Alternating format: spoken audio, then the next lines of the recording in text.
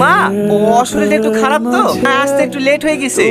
আমি থালানি ভেজে দিচ্ছি। ঠিক আছে, 8 ঘন্টার মধ্যে যেন জামাইয়ের ঘরে সকালকার নাস্তা পৌঁছে যায়। ঠিক আছে মা, যাও সালমা, তুমি আঁকা ধরো গা, আমি থালানিগুলো মাজছি। না না, তোমাকে মাজতে হবে না, আমি মাজছি। চুপ করো তো, তোমাকে পানি কাছে যেতে হবে না। নিতে জ্বর এসে মরছে, আর পানি লাগবে। এই সালমা, হ্যাঁ বল, প্লেটগুলো নিয়ে যা।